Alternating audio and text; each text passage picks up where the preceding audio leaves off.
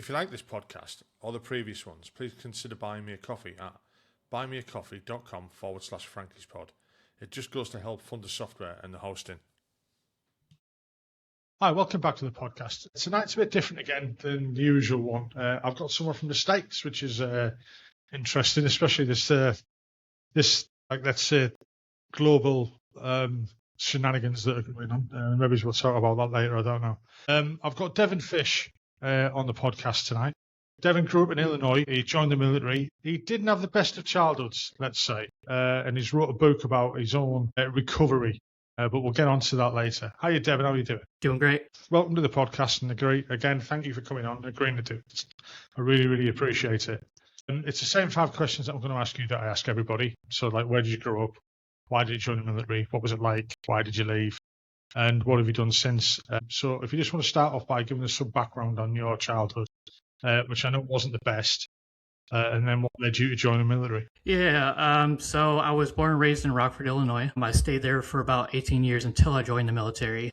So when it comes to my upbringing, I didn't have a traditional upbringing. So to give you an idea of Rockford to start, so safe scale wise, it's rated 5 out of 100.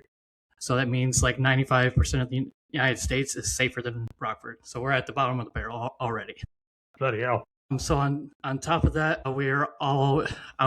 most of my life, I would say I was in poverty. So to give you an estimate, I moved 16 times within 18 years. When it comes to stuff like that, we lived on food stamps. I didn't have basic commodities, so internet and stuff like that I didn't have until I was in high school. When I was growing up, I had a flip phone and a CD player compared to some of my friends. They had iPods, iPhones, stuff like that. So I was always a generation behind. When it came to school, I went to about 7 different schools. So I went to 2 elementary schools. I went back and forth to 3 different middle schools, and then I went to 1 high school. Living conditions weren't always great, so sometimes we didn't have AC or heating. Sometimes we didn't have a bathroom at one point. And then what was the other? Well, those were the big ones.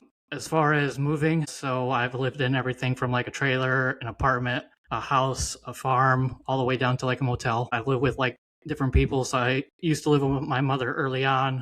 When she could no longer take care of me, I moved in with my grandmother, moved in with an aunt, moved in with my father, moved in with another aunt. So yeah, the upbringing was pretty scattered around. I mean, as a child, did you know you were in poverty? Because you've just been used to it until you see the kids and stuff like that.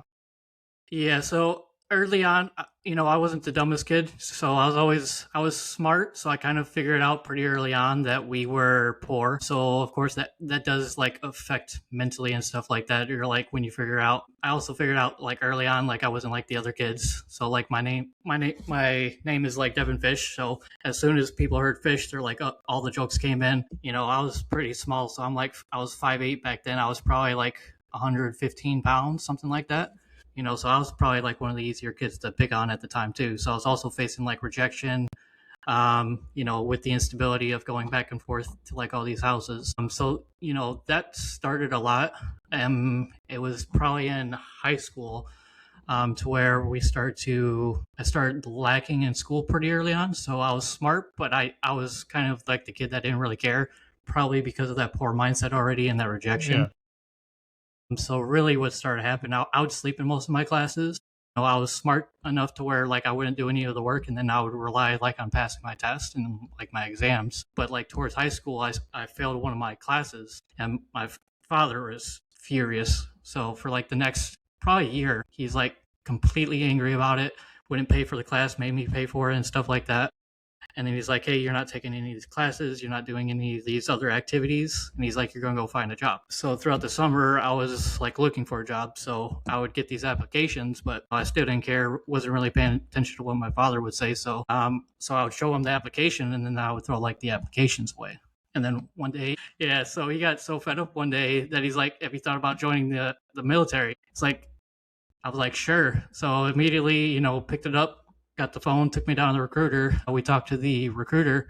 I ended up liking what he said, plus got my dad off the back at the time. So it calmed him down a little bit. And then, so I did that around 2015. So we have a thing in the U.S. military where we call it the delayed entry program. So I signed in 2015, but I didn't ship until around 2016 after I graduated high school, because that's a requirement for the U.S. military. So that kind of actually ended up helping me a little bit because it kind of got me out the house. I had to start exercising. So some of those activities like helped me focus less on what was going on in like Rockford and like the moving and everything like that. And so it kind of gave me like a goal to actually reach for. So that actually did help a little bit. And then, so when I got closer to joining the military, so it was 2016, it was summer, I was getting ready to graduate high school. And then I was also getting ready to ship for basic training a month after that. So I was living with my father at the time and actually came back to a apartment. I got off the bus and our apartment complex was, surrounded by police vehicles. So there's like 5-10 of them all around our apartment. Didn't know what was really going on, so walked up to him. But it was kind of like one of those moments where I'm like, I'm probably not going to have a very good day, just based off like instincts at that point. Got up to the officer. He's like, gave him my apartment number. He's like, hey, we're not going to allow you to go up there. We don't want you to see what's actually going on right now. And so what they did, my aunt was about 2 miles down the road, so they escorted me to my aunt's. And, then they told me my aunt what was going on. They're like, hey, father's in the hospital. So we went to go see him. So before we got to the hospital, they told us what happened. So they're like, hey, he resisted arrest. We had to tase him. And then so they had to sedate him and then take him to the hospital. So we get to the hospital. First thing we see is like his arms are like covered in like cuts and blood. And then he's like handcuffed to like the bedpost, stuff like that. He's pretty antsy because he didn't really want to see us there. He didn't want to, see his son in that kind of condition. Yeah. And then we found out when we got there that what had happened was he drank Fireball whiskey and like cocaine. So pretty much it just gave him like a very explosive behavior. And, that's part of the reason probably why he didn't want us to be there, so that didn't help him. And then I had to go get my stuff back from the apartment, so we had to go back there anyways. So Aunt took me over there. They had the tape across the doors and everything like that. And then we opened the door, and it's pretty much something straight out of a horror scene. So like everything is covered in blood. So that entire apartment complex, like the floor, the walls, the ceiling, all the furniture, everything is like scattered with blood. And then there's a whole bunch of broken glass and stuff like that. And, that's probably why he was bleeding, because like the first thing that I imagine he broke, we had like a glass table in like the middle of the dining room.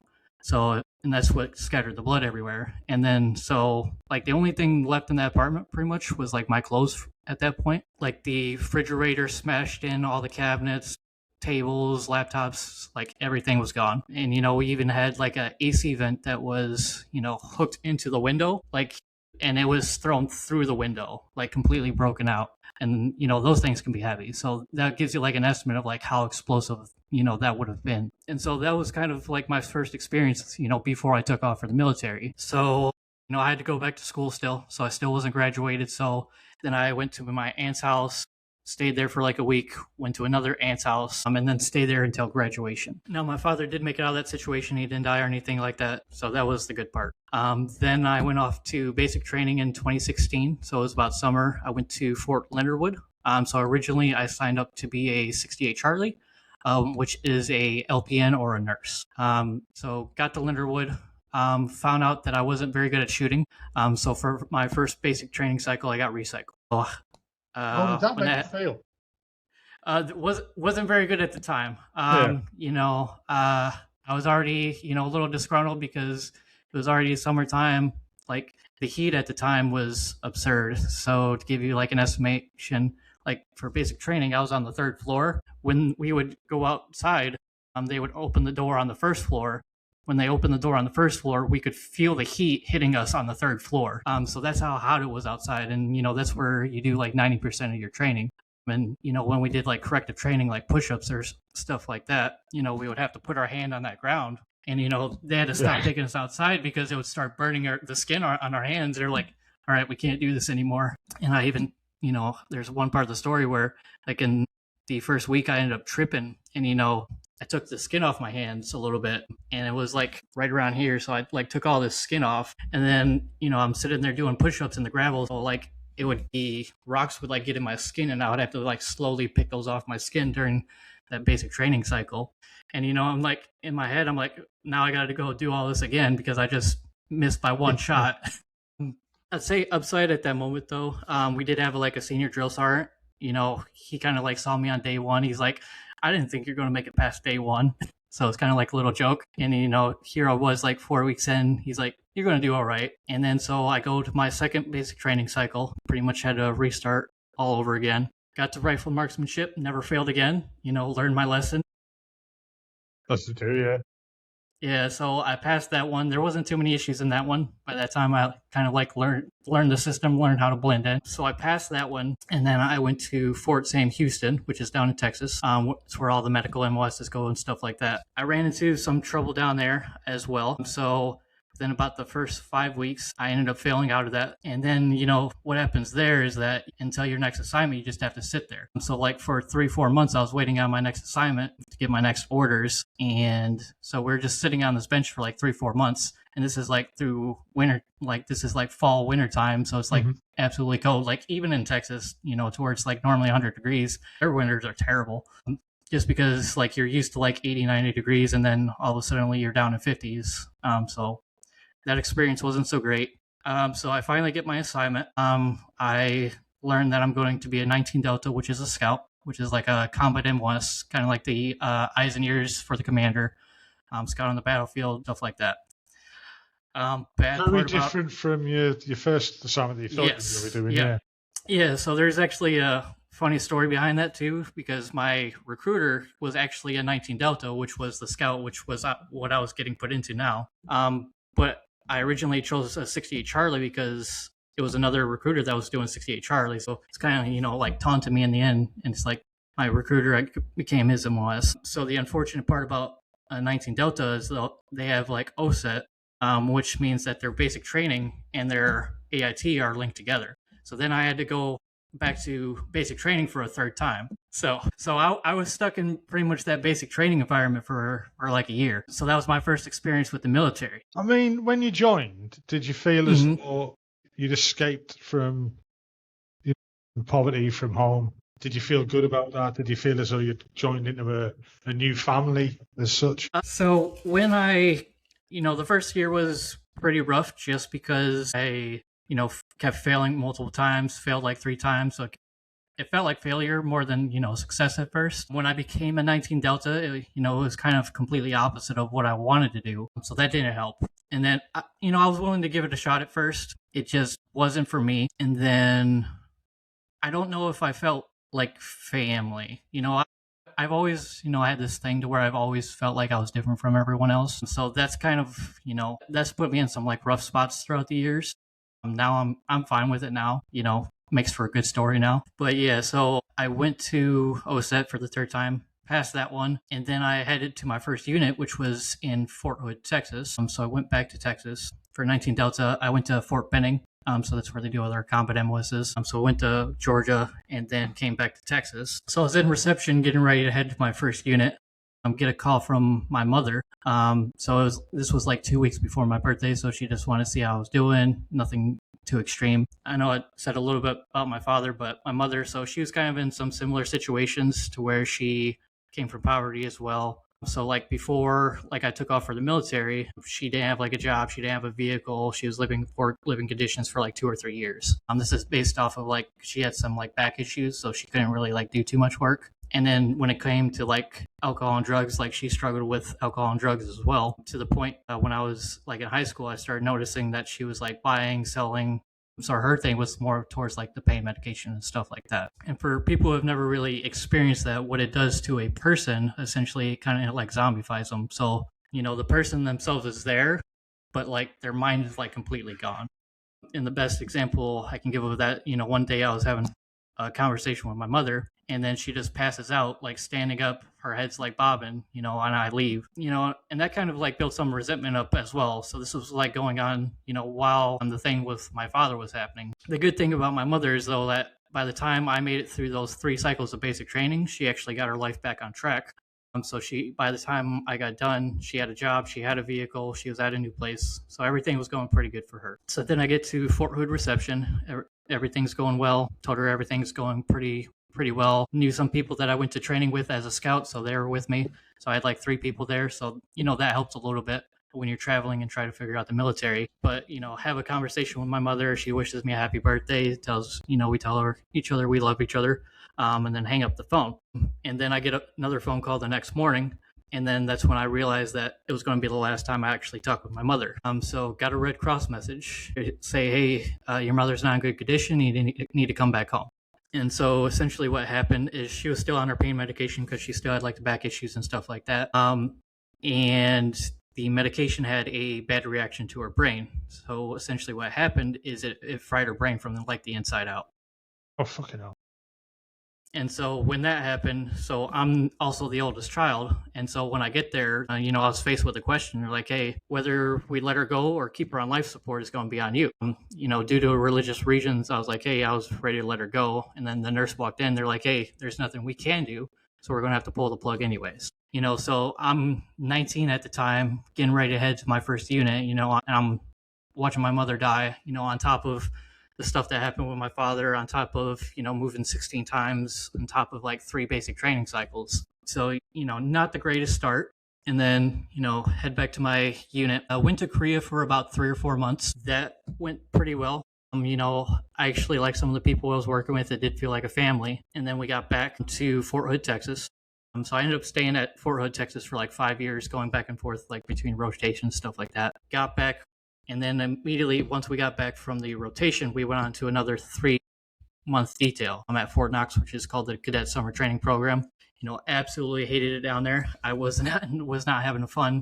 So essentially what the program is that regular Army soldiers will come help cadets who are not in the Army yet. And so essentially we're doing all their ranges. We're doing, helping all their training. We're doing their travel, their ammunition, everything like that for them. So we're taking care of them. Got there, first thing that we did, they call it Tent City, is because, we're setting up like 100 tents for these cadets to come in case it rains. And, we're in Fort Knox, which is, summer again. So this is like 90-degree weather already, pretty muggy outside. And, this, set up one of these tents, it takes like, anywhere from like 20 to 40 minutes per tent. And so you're doing this for multiple days on end. So that already wasn't fun. And then there was the actual detail. So where I was on ammunition detail. So we had to do 24-hour guards at 2 different locations. So our team was already split. And then so essentially what we did, we had to keep count of like over like 2 million rounds for the cadets. And then so these were all like sorted into like 20, 40-pound boxes into containers at the 2 different areas. Then we would have to count it each day. We would have to give it to the cadets, bring it to their ranges, stuff like that. And then normally when we got the boxes back, they didn't really know what they're doing. They didn't really care either. So it'd come back, and then we would have to sort out all those rounds. We would have to find the live rounds and then put them with the unused rounds and stuff like that. And we would have to take them to the AHA animal holding area for turn-in. So to get ready for a turn-in, though, it would normally take like 5+ hours to sort through all the rounds. So we would take them to the AHA, then we would have to resort them with the AHA people. If they found, their rule was if they found like 5 live rounds, they would turn us back. So we got there, they found 5 rounds, they told us to go back. So then we had to sort another 5 hours, bring it back the next day, and repeat the entire process 2 times over. So shit monotonous work then. Yeah. And, I talk about it a little bit in the book to where I'm like, I wasn't, necessarily angry that we were on detail, but it's like, I had just come from like a year of basic training to where we had to pretty much do everything, right? And we're running everything. And then now I have to, spend the next 3 months helping do a detail for these people who aren't even committed to the Army fully yet. So, I was, got pretty disgruntled about that. And then, people didn't know how to really count. So sometimes that would take like an hour out of the day when we did our 24-hour guards. So by that time, I had a lot of hatred for the Army after, being 3 cycles and everything going on, and then going from rotation to that detail. And so I was not enjoying the Army at all by that time. And then pretty much once I got back to Fort Hood after that detail, that's when my part of the story starts to kick in. Into where I found my troubles. And so over the years, depression eventually turned into like self-hatred. So like I hated people, I hated like the Army, but most importantly, I always hated myself at this point, because I'm like, all these things are happening. And I'm like, it must just be me, because even when I tried to escape from Rockford, everything wasn't like going to plan at all. And so then I came to the conclusion it was me. And so what that did was I started like looking for love in like different places because I couldn't find it myself. So I started using like Tinder, which is like an online dating website, pretty popular now. The problem was that I never found like any genuine people. I always found people that were like catfishing, they wanted money, scammers. And then so throughout the year, I ended up getting blackmailed like several times. The problem was that I didn't really care that I was getting blackmailed. It was more like I just wanted the attention at this point because I, didn't care. So I would give them the money. I would give them, anything that they asked. If they wanted pictures of me, I'd give them to them. And then I would just let them blackmail me. And so that created a terrible cycle. It didn't start off with, blackmail right away. So originally it just started, couldn't find the matches. And then online dating is pretty predatory to start off with. So if you've never seen how it works, you swipe left or right on people. And then once you get past a certain amount, they're like, hey, you can no longer go for the day. Would you like to go premium or gold and get unlimited swipes? And so that's how they hook you in. So like say you might be able to see that you have a match or like a like, but then they won't give it to you until you get the premium, or you have to wait like a week or something like that. So the system itself is already pretty predatory, in my opinion, from what I could see. I totally agree with you. I live on my own, mate. I've been single for 7 years. So I know about dating apps, and they are terrible. They can become addictive as well, I must admit, and also very depressing. That when you don't, you're swiping away and you don't get an answer, and you think, well, why not? What's wrong with me? Type of thing. I think I'm letting too much of my own self go there. But yeah, I find them interesting in some ways. That when I was using them, I was like, I got that bored with them that I tended to stop looking at the person and looking at the decor behind them in their rooms and thinking, well, I like that couch. I like the wall and stuff like that, because it was just that, it was just the same thing day in, day out, swiping left, swiping right. And you don't get an idea of anyone's personality or anything like that, even by the write-ups that they've got. And it's pure, just half the time it's just on looks. If there's an instant attraction and stuff like that, which is the wrong way to try and form a relationship anyway. Yeah. So that's kind of where it started. So I started with Tinder. When I didn't get Tinder, it was Plenty of Fish. It was like every other website. And so there was probably like hundreds, if not thousands of like dollars to where I just like kept investing and kept like looking for people. And then, I started talking about like the different people's scams. And, that's kind of one of the reasons I wrote the book. I was like, hey, these are the scams. These are the how the systems are set up. I kind of messed it all up. So now you guys, maybe you don't have to. Yeah. And then I even talk about a couple of the scammers. I'm like the first one to where it's like, and then I kind of like break them down by category of like how vicious they can be. So like the first one in the book, I just call them D to keep their name hidden and stuff like that, just in case it was an actual person. I don't think it is. So the first one, start off almost as like a catfish. They're like, hey, I want to come see you, send me money. So I'm like, cool, send them money. Never shows up. 2-3 times happens, doesn't show up. And, at that point, I even got so fed up that I'm like, screw it, I'll come see you. So went to their location. It was another terrible city. Luckily, nothing happened. They never showed up. They kept denying, like even when they said they were, across the street. And, this is probably good for my safety, that they didn't show up. And, that's kind of like how desperate I was getting. And then, so once I got done with them, then it escalated. So I went to go find someone new. So we were talking, we were sending pictures to each other, stuff like that. It got a little explicit. Nothing happened like right away, but when I stopped sending them the money, they're like, hey, I got all this information on you. I'm just going to start sending this online if you don't keep sending me money. So that one happened. So that was the first time where I actually got like blackmailed in a way. Eventually got out of that one.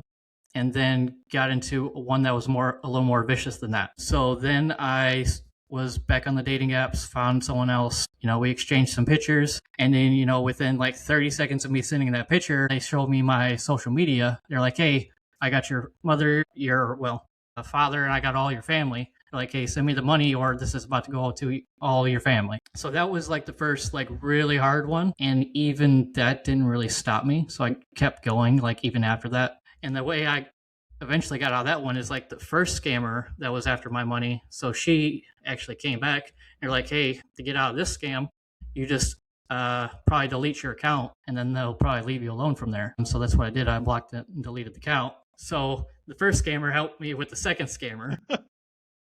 So that was a whole situation. And eventually that one left me alone for a while. They actually hit me up like 2 or 3 years ago. But I guess I'll get to that like later in the story. And then we got into like the really bad ones. So I finally found someone after like a year of like swiping and stuff like that. The problem is that, they wanted money as well. So pretty much they were a prostitute at this point. That's what I will, probably the proper term for it. And so at this time, I'm like 22, haven't gone on a date. And so I'm like, screw it. So gave him the money. And I was a virgin at the time. So did that. And then where it got really bad is about a week later, I ended up getting chlamydia. So it's like an STD. So didn't know it right away. So essentially I woke up one day, had a burning sensation, went to the bathroom, stopped, about 1 minute later, I was back in the bathroom, came back, and, this happened like 5 times. And then I went to work, got there, and had to go to the bathroom again. And this time was a little bit different. By the time I got to the bathroom, I pretty much, fell on my knees from like the pain I was in. And then I go to the bathroom and I started noticing that I am peeing out blood and mucus. And so that's when I figured out, like, okay, now I need to go get checked out. So got checked out, and that's, when they confirmed that. Luckily, it is a curable disease. Didn't go back after that. And then, yeah. Unfortunately, that still wasn't enough. There's one or two more situations after that. And so I get back onto the online dating again, meet this person, have a casual conversation. And then once we start having a conversation, they swap their age. So they're like mid-conversation after sending me pictures, they're like, I'm 17 or something like that. And I was like, at that point, I was like, I don't care anymore. I've already had an STD. I've got blackmailed like several times. And so next morning, they pretty much say, hey, person's in the hospital. We can either report you or you can send us money. And so after that, that's kind of what broke me. And, for the next couple of months, I was, thinking about ways I could take my life at that point. Even though my military career is going bad, that's all I had at this point. And so, like, if that happened, then that would get taken away. I would go to jail, probably be labeled as like a child predator and stuff like that. And so I think the only reason I did not take my life was that I made it through the situation. Then, yeah. So you were on self-destruct, weren't you? Yeah. So completely self-destruct. Didn't care about life. Didn't care what people were doing to me. And until I, met the match shoes, like, okay, maybe I got to stop. Yeah. I mean, all this has come from your childhood, really, hasn't it? So this is all by 22. Yeah, I mean, the way you've described the poverty that you were in there. I mean, I'm lucky. I grew up in a normal working class family. We weren't rich. We weren't destitute or anything like that. But the way in the UK we look at America as though it's all the white picket fence and everyone's got a lovely house and everyone, because that's what you see on social media. That's what you see in the movies, TV shows, and stuff like that.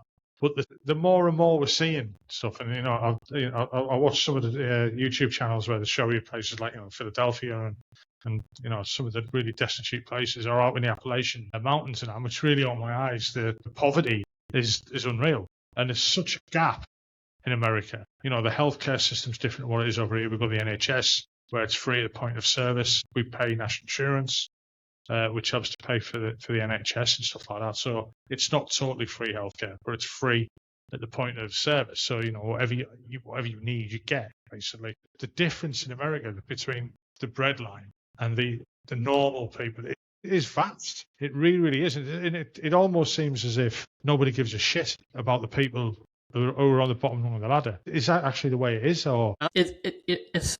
I guess it's a little bit hard for me to say because I've also experienced one of the more extreme sides, but I haven't really seen too much of like the rich side because even when I got out of poverty, I went to the military, and that's has given me like a decent living for now. One thing you did say earlier though is like you see everything on social media, and I think that's one of the problems with today's generation is like we see it, and then we realize later on that it's like fake, and we're trying to achieve like perfection. Oh, definitely. When it's not, definitely. Yeah, and we're not actually, what was it? Because I was writing this today because I started working on the second book already, and it was just a thought that I had, but because I was also like a heavy gamer, I was into all like the online dating, and pretty much one of the conclusions I drew. Sure, maybe some of these things won't like hurt you in the digital world, but they also can't love you. And I think that's where a lot of my stuff stimulated because I was into like the fake world. And so that's where a lot of my issues I think actually came from. But yeah. And I think that's going to become more prevalent as, the younger generations now are growing up. I know a couple of guys who basically go home, sit in front of the computer, and they're all night. And to be fair, I'm kind of one of them. I work in IT, and I tend to use a computer a lot. But it's literally that side of it's became my entertainment as well. I watch all my media on a computer and stuff like that. I don't even use my living room anymore, almost. But I find that the younger generation now it's too easy for them to not go outside, to not interact with people because they're doing it online, and they have genuine friendships with people online. They may never have met them, but I think is it going to be a downfall of society? People aren't going out to meet each other. They're not going to have sex. There's going to be no babies. I don't know. I don't know if I'll ever get that extreme, but I could see it. I could imagine it as well. I mean, I'm drifting off on a tangent there with that, but it's just people need to get off the phones, off the computers, and they need to get out, and interact with people because we're losing that ability to talk to each other. But when you get someone like yourself, and I'm guilty of it as well, when you kind of go in on yourself, it's easy. It's easy to text somebody. You don't have to speak. You don't have to answer the phone. You can just use messages. It's easy, and it becomes the norm, which is not right. Yeah, absolutely. Because I guess when it comes to like blackmailing and like scamming, like it's easy to take a picture, but it's like, would you do that in front of someone, like in real life? Or like even the conversations like you see online to where like you have internet trolls who just sit there and like troll people all day. It's like, okay, would you actually tell that person to their face? And that's part of the digital realm. That's where like you get to be anybody, and depending on what you're doing, you may not be trackable. So it's like you can get away with just about anything. And then, some of the other issues that we're running into with the digital world is it's like promoting people who shouldn't be promoted. Sites like OnlyFans and stuff like that, where it's just making people who have been in my situations like worse, to where it's like it's making it more accessible and it's making it seem like it's harmless to people, but really it's just pulling them into the realm, stuff like that. And again, people look at ladies and gents on OnlyFans, and I don't know what the other ones are because I'm not a member of them. I wouldn't pay for it. There's plenty of free porn out there anyway. To see a young lass on there who's all dolled up, Instagram photos and stuff like that, and then the younger ones are starting to aspire to that because they're moving cash around. Not everyone on there's making money. At least I don't think, not off me anyway. But they aspire to that, and they think, well, why should I study at school, or why should I get a job when I can just go and flash my tips online and get money for it? Again, not everyone's going to be like that, but there will be, young ones who are thinking that. And probably kids in school now are aspiring to thinking, I'm going to be an OnlyFans, and it's just fucking ridiculous in the end, really. Yeah, absolutely. Because I think the worst example I've seen is like someone turned 18 and then they made $1 million on OnlyFans announcing that they're 18. And so that one was pretty bad. And then there's like cases. Yeah, that's close to the wind, I like it. Yeah. And then another one, it's where they're glorifying, sleeping with 1,000 men in one night. So that was also an OnlyFans thing as well. And so, but yeah, it's definitely getting worse, even from my perspective of, going through like getting blackmailed for a year. It's like, I don't know how we're going like backwards. No, I mean, to where it's like it's more accessible. The other thing with social media and like TikTok and Instagram and all of it is it's not so much the propagation of, I don't know, like sexuality and stuff like that. It's the fake news and the way, politicians now using social media, you don't know what's real, what's not. And I mean, I'm not going to ditch your president because I'll probably get thrown off YouTube. But, the fucking hell. I don't know what to say without sounding political. See, that's one plus about being in the military, to where it's like, it doesn't matter who's the president is. I'm just going to keep serving my country and, just ignoring it. That is one plus about the military. It's like, it takes you kind of like out of all the political stuff, because it's like, hey, you're here to do your job, and not allowed to do all that stuff, which has its good side and bad side. So it keeps me away from like all the crazy left side. It also keeps me from the far right. So, yeah. Yeah, I mean, that's the other thing. I mean, like, in America, there was a movie come out a couple of years ago called, Civil War. And I watched that and I was just like, is that going to happen? America's that divided or it seems that way. You know, it seems that way with the left and the right, and the UK is the same as well. Where it's not really right because most people are central. They're not centralists, and they don't. It's just that the media shines a light on them one day, and the media shines a light on, but that's what I do. And the rest of the country is just like getting on with it and thinking, oh, it's just a minority, but they've got most of the airways, and that's what gets the sound bites, and that's what gets the publicity and stuff like that.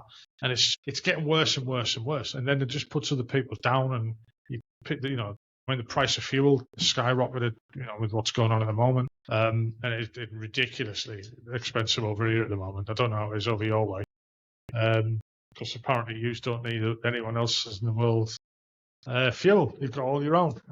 So why's the price of your fuel gone as well? And again, if we're going to go into that sounds a bit political. I would say our fuel went up because, like a couple months ago, I was filling up my tank for like $25, and then yesterday it was like 40. I'm like, hold up, something's not right here. Yeah, it's like, yeah. Yeah. So we definitely go back and forth on fuel around here. And then, yeah, I would agree, though, that, the internet and news in general, it just gives publicity to the wrong people. That's probably the downfall of like the digital era. It's like what sells. And typically it's like, even if like we are making fun of people or if we are, saying this is bad publicity, it's still publicity, which is why, they're able to do it. It's like any publicity is publicity, unfortunately. That's how, the digital realm works. It's just some of the things that come out of some people's mouths. You just think, there's nobody looking after them. There's nobody saying, do you want to hold it back a bit? I think, yeah, you've got a few more years of that, was something to say. Ours aren't much better, to be honest. I mean, we've digressed a little bit there, so if you want to carry on again as well. I mean, but just going back a little bit there. So, I mean, you said like you would, we've come to the conclusion that you were on self-destruct. You've got no self-worth. I mean, how did you start to pull yourself out of it? Yeah. So I talk about it a little bit. But, the first question I had to ask myself before I went to that hospital was like, do I want to die? That's kind of the premise of the book. That was the first question I asked myself in the book. And the conclusion I kind of came to is like, I want to live before, I die. That cliche line. But it was true because I kind of like looked back at my life. I'm like, there's got to be something better than this out there. I don't know. There's probably a lot of people out there who, see my story and they're like, oh, that's not so bad. But it's like the average person probably sees this story and they're like, well, I'm glad I didn't have his life. And so that was kind of the first concept. So what I was doing before, so when I was contemplating suicide and stuff like that, I was actually going to an MFLEC counselor, which is a military family and life counselor. So I would sneak off from my job. I was like, hey, I got a medical appointment I got to go to. And so I was actually really seeing a counselor because I don't want people to judge me or know what I was actually doing. And then, so I would go there like once or twice a week and, get everything off my head. And then the benefit of these counselors is that they don't write anything down and they can't tell anything to anyone. So it's all confidentiality. They can't even tell you that the person was there visiting them. So the only time they're actually allowed to report something is if you want to hurt someone or if you want to hurt yourself. Yeah. So it's a safeguarding issue, yeah. Yeah. And so I'm like, hey, over the last month or so, I've been contemplating suicide. And, I used that to submit myself to the hospital because I knew that they would have to do something. And, that took like a month to actually tell them, because that was a pretty hard point. Because up to this point, I've kind of been done everything in like isolation alone. So me asking for help was like a very big deal back then. So I did that. I went to the hospital for about a week. It's actually not a bad trip at all. So they actually had a lot of useful information in there. But what ended up happening was I discovered two things when I was in that hospital, which really helped me turn my life around. So the first part was that not all suicidal people want to end their lives. And so normally it's like they've got themselves in a situation to where they don't see like an out to their situation. And they're like, this is impossible. Like, why do I keep going? And luckily for me, I was kind of getting myself out of those situations to where I was like, okay, I'm kind of making a recovery right now. And then the second one was that I learned that if you have a perfectly healthy mind, but you believe you are depressed, then your brain will slowly make you depressed. And so then I kind of like took that and I reversed it. I was like, all right, I know I have a lot of self-hatred issues. I know I have a lot of messed up things in my head right now. And so then I reversed it and I'm like, okay, what if I could make myself happy? What if I believed I was happy? What would that do? So I essentially pursued that for about 2 or 3 years. And that was really what helped me, get away from some of the online dating and stuff like that. And then so I'm like, got out of the hospital and I sat down. I'm like, what would make me happy again? And so I still had like 3 years left on my military contract. So I'm like, all right, I'm not getting out the military. And so I went to go look for jobs that, would suit me better because originally I was trying to be a 68 Charlie, became a combat MOS. So I'm like, maybe I can start there. So went to my career counselor, which helps us with reclassing, PCSing, and they do all the reenlistment contracts and bonuses and stuff like that. So went to him, looked at some jobs, and I'm like, well, what do you do? And then from that point on, I learned what his job was. I'm like, this sounds like I can help people. It was also aligning up with like my career path at that time because I needed to have a promotable status. And then I also needed to go to the Department of Army Retention Program. I think that's the name of it. And we were getting ready to go to a rotation to Germany at the time. So I'm like, cool, by the end of Germany, I can get this done. So I kind of used that goal to, get out of this mindset while like convincing myself that I was happy and some of these other things. So that's where it started. I still had some issues in Germany, but yeah, that is where it started. I mean, that's a hard thing to try and change your mindset. Mm-hmm.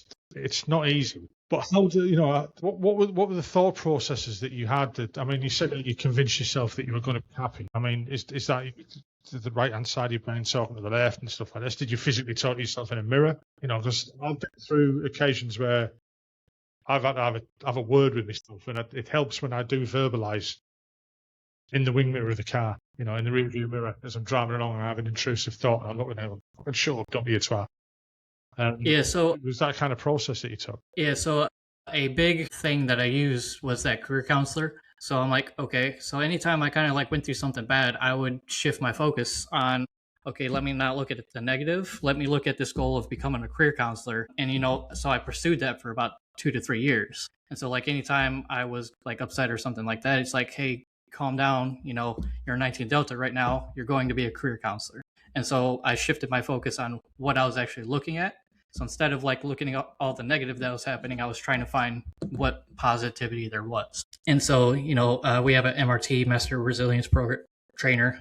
It's no longer around, but they have a saying that's called like hunt the good stuff. And that's, essentially what I did. So it's like shifting what you're actually focusing on. And that slowly helped me kind of like over the next couple of years. A big part of that career counselor goal too was that I actually had to change as a person. So I couldn't be like the same isolated person. Career counselors, so they kind of align the needs of the Army with the needs of the soldier. So it's like you are constantly helping people like every day.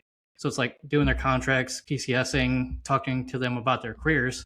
And so I was always isolated. So I had to break out of that shell. I had to actually go talk to random people that I knew nothing about. I'm like, hey, do you want to further your Army career? Do you want to do this? Do you want to do that? I'd have to talk to them about family situations, how you feeling on rotations. And so essentially I had to do like a completely like 360 to like even get into the job. I was a quiet person, so I had to like be more vocal, stuff like that. And so those were like some of the aspects that I continued to focus on and I had to get better at. Just to touch on another subject there. So all the dark times that you were going through in the military, and you alluded to, you mentioned you'd gone to counselling, and you were sneaking off to do that. Now, in my time in the military, especially early on, I joined in 1985, long before you were around. Mental health wasn't a thing. It just wasn't. I left the military in 2012. It was getting better, but it was still like a dirty word. It was like if somebody was suffering from mental health, they would be almost shunned. And it's sad to say that, but it's true. And my last job in the military was not too dissimilar to yours. I worked with a career manager. I was like the assistant career manager, and we did see a lot, doing retention and stuff like that, and looking after people's careers. But the British military is very different to the American military. We joined a regiment, we could stay with that regiment for life. And you go up the ranks in that regiment. Maybe you get a post now somewhere else. However, it's a bit different. You don't tend to change around as much as what you used to. What I'm trying to get at here is you were obviously, you've joined a lot later. We're a lot more progressive with it. Is the US military good with mental health now? Is it still a big stigma? So I would say that it has gotten a lot better. So I joined in 2016. I think, let me see, it was around 2019 when I was going through this. Like, I was still a scout at the time. So I still had that combat mindset of like, if I ask for help, then I'm weak. So that was what I was going through, and that's why I was sneaking off, didn't want anyone knowing. And so when I actually admitted myself to the hospital and everyone found out, they were, completely supportive. So I think one of the issues that I found in the military, like, it's not necessarily that the Army's like anti-military health. It's just like we kind of like when we are not actually telling someone and then like we're being isolated and silent, it's like we're telling lies to ourselves by like a fictional story we don't know that's true yet. And so and I've seen that throughout my career. As a career counselor, it might be a little more biased now, but they do support mental health and stuff like that because I'm no longer in a combat MOS. I'm more like, hey, stay in the Army, so it's more of like a positive environment. There's still definitely some mental struggles with being a career counselor just because you're helping like hundreds of people throughout the year and it's like a never ending job. And, we also have like a mission just like a recruiter. So there's a time crunch on our end as well. So I do see counselors, struggle with like mental toughness and like resilience. But I would say no one's going to like shun you for getting help anymore, in my opinion. I mean, you'll probably get this. The other side of that is probably that you'll be getting stories of people. You mentioned earlier about going to speak to people and them telling about their lives and stuff like that. And let's face it, a lot of people do join the military because to get away from where they were. It's a good social climbing. Is that the right phrase? I don't know, but it's an escape from home. Yeah, but it gets you away from it and higher. I mean, like you said, now you're in a much more comfortable situation than you were previously. I can't imagine what it was like for you growing up. I really can't. I just can't because I've never been through it. But because you have been through that, you can relate to people who have gone through similar things and come to you seeking advice, or you're even dragging it out of them. You're helping them talk as well. But then you're going to be taking that on board as well, so it's going to affect you. Yeah, so that's kind of one of the things. So before the book actually came out, I started spreading it in about 6 months ago. I started putting it into like PowerPoint form to where I could give this for like suicide awareness and like military training and stuff like that. And so I did that for about like 300 or 400 people. And then normally what I end with is that, by telling our stories, not just mine, but yours as well, we can take the impossible out of someone else's situation. And, and that's really what the book is all about. It's about hope.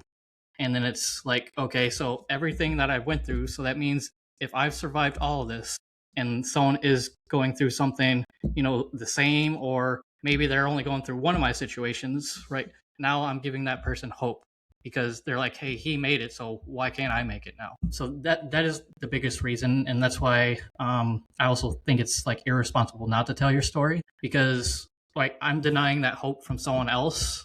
And then maybe something that I've talked about, maybe that's some answer that someone else is looking for. So that was the biggest reason for me actually writing this story. And then I have a couple segments that talk about it.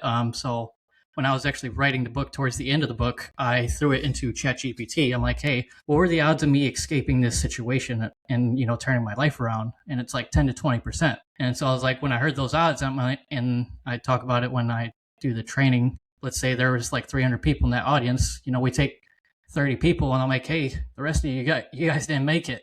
And, that's why I'm telling the story, not to scare you, but it's just like these things happen, but it is possible to actually make it through it.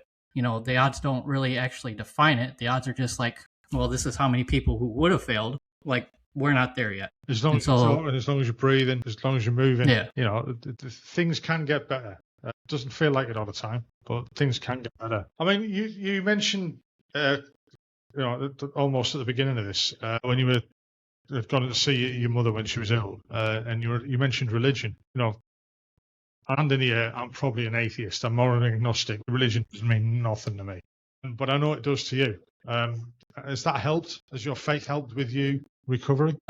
So one of the connections I kind of found was like the more faith I developed, the more optimistic I became. So it's like believing it, and so it kind of develops like hope and faith to where it kind of like adds on to it. So like you start off with hope, and then the more like you do, then the more faith you start to develop and stuff like that. So on the cover of the book, there's an angel and a demon, and it has to do with a section called Going to War with God. It's where I talk about my early religious struggles. So like on top of all that stuff that I was going through, I was also an atheist, and you could probably argue like Antichrist. And then, so my mother was religious. And so when she died, that kind of completely died for her, really about 8 years. So I stopped going to like church, didn't go to church for like 6 years. Even when I went to church when I was younger, I didn't really believe it. I was pretty anti-religious just because of everything I was going through at the time. But in that chapter, and in the section, I'm Going to War with God, it's probably one of my favorite sections because I actually bring up my mother's death and then tie it to the religion.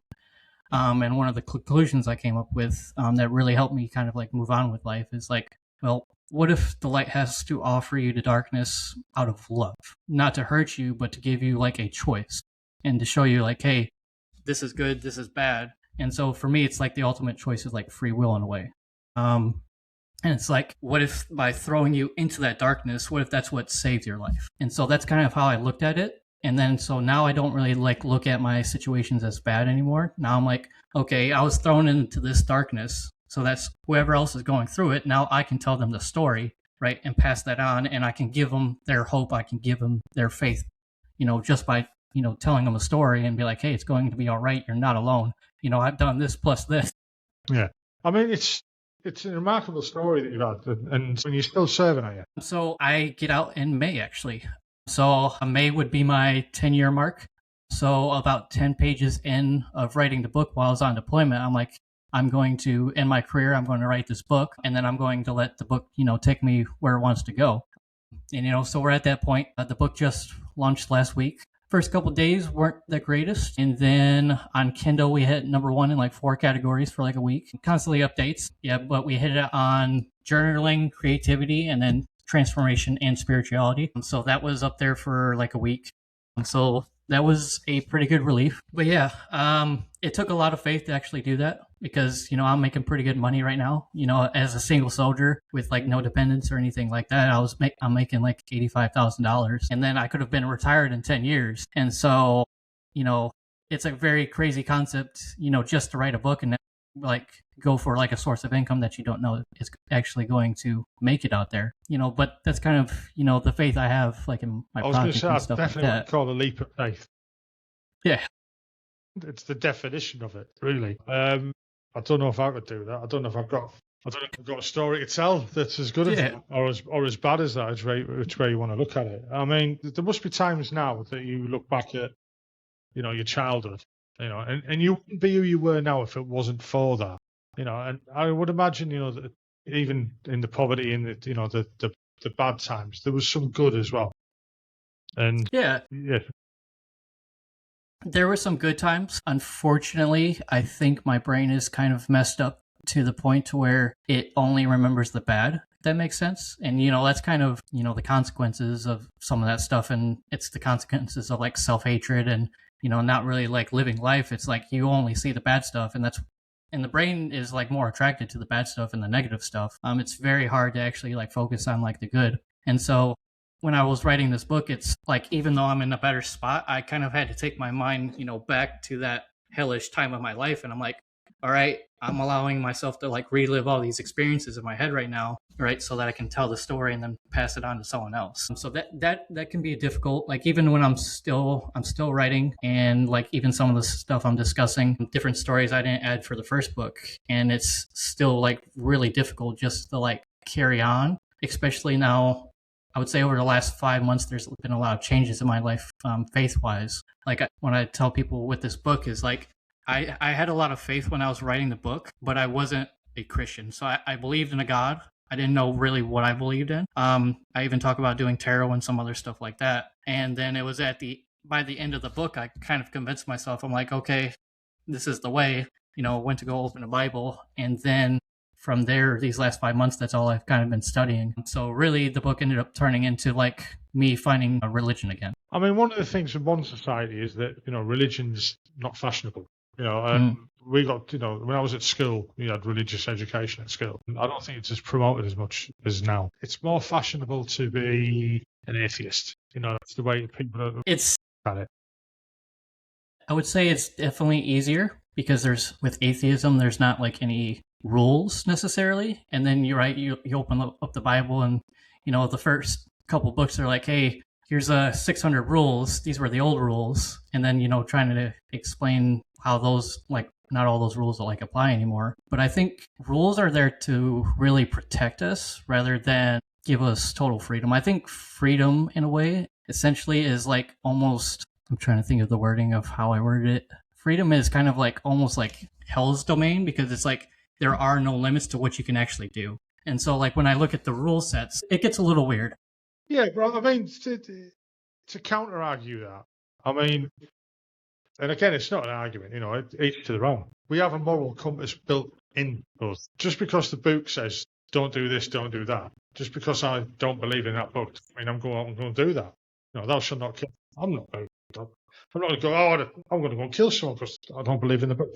It's your moral compass. It's just humanity, really.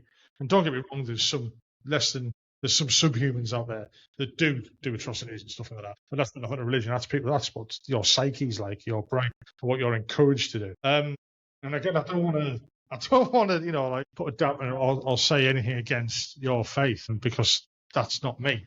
Yeah. And there's many different faiths in the world. And the way I look at religion is that we can't explain everything. Correct. So we need something to explain it for us. And somebody's written a story 2,000, 4,000, 6,000 years ago. It's rolled along and became a better, the bestseller type of thing.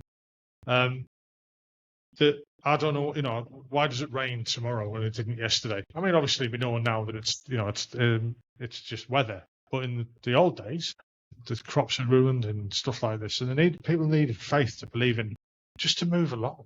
And I think that's what religion, to me, that's what religion is. It is literally the word faith, but grasping that you can blame somebody else for it as well. It's God's fault, it's the devil's fault, or whatever. But that's just my own understanding. I was quite religious when I was a kid, but that's because I was taught that at school. It wasn't until I got older that I kind of grew out of it. And I suppose now at the grand old age of 57, I don't really get it at all. There's that many bad things going on in the world. But that's just me.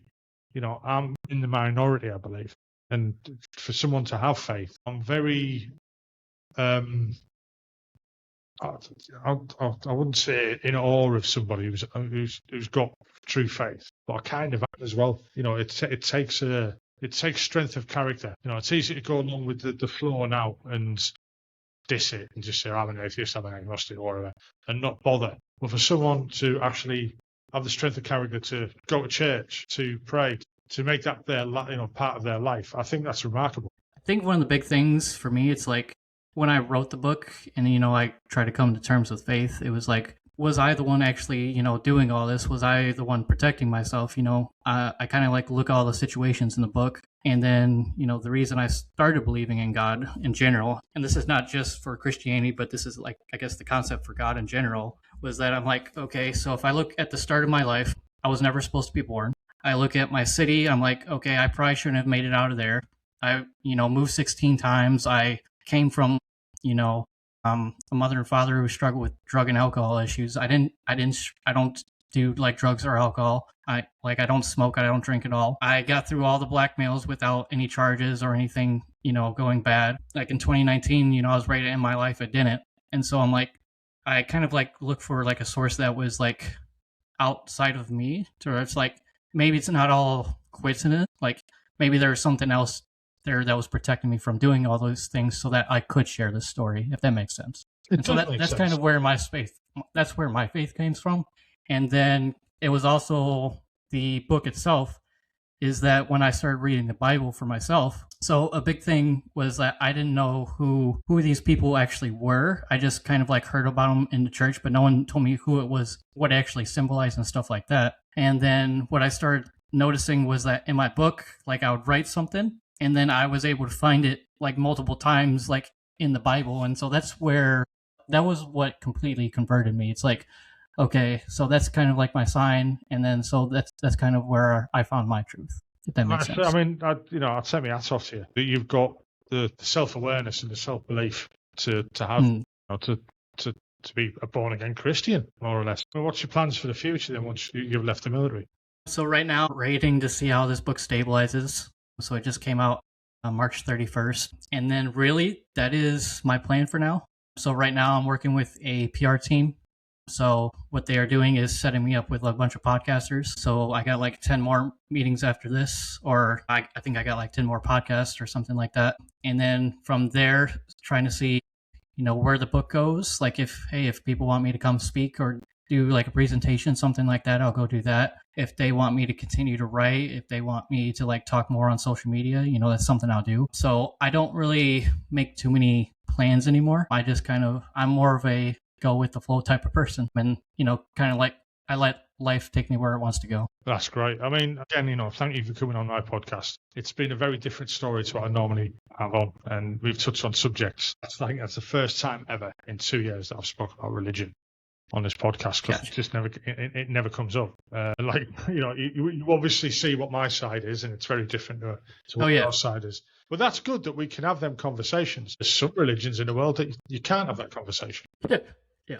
Well, I'll and that alludes to, wrongly it alludes to the Muslim faith, Islam, or whatever, and people would have took it that way. But if we go to fundamental Christianity, it's the same as well. If we go to fundamental Hindu, it's the same. The Hindus, the Muslims, they've been killing each other for years. And it's not the normal people; it's the radicals. And the extremists. It's the same in Christianity. It's the same in Islam. I've got plenty of guys who are Muslim, and they're nothing like what people make on. And again, it's social media, the left and the right, and this, that, and the other. Those people in the middle, caught in the middle, just deal with it. But I think, for us to have this discussion and two sides of the coin and not at each other's throat is good, because you would get some people that are like that.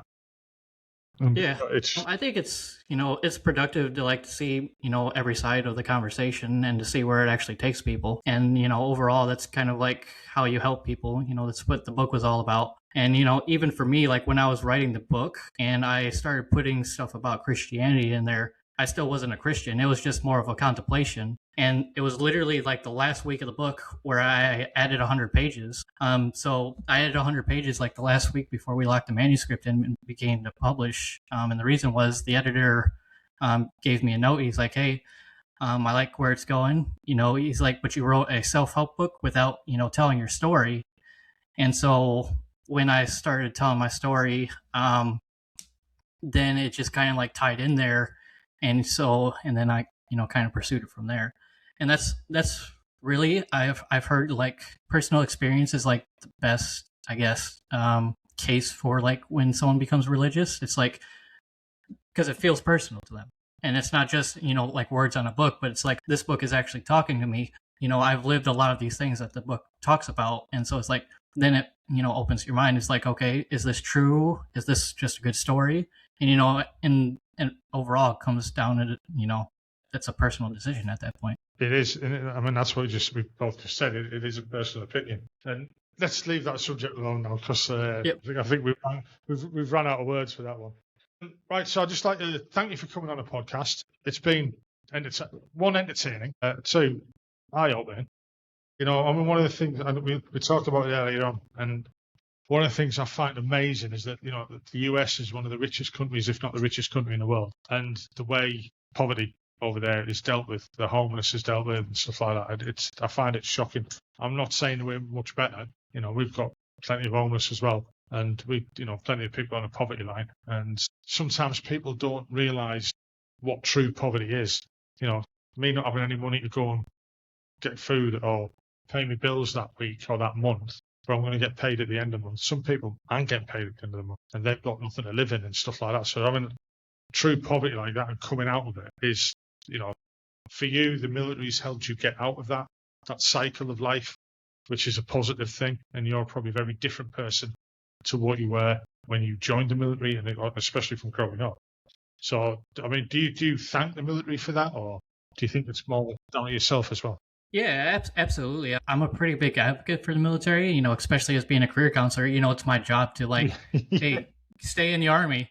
And really the only reason, I'm getting out is just because I want to pursue other things right now. So when I made that decision, in deployment, it had nothing to do with the career counselor field. I enjoy my job now, and I'm a pretty big advocate for the Army because of that. And, overall, yes, did the Army put me in some, very stressful situations and some very bad times? Sure. But I would also argue that the military probably also saved my life, because it got me to that point to where I completely broke, but that also got me to where I sought out for help. I don't think I would have done that in the civilian world because I was never very close to friends or family. So I think it took the military to actually break me, which, put me in a much better place. Yeah, that's what it does.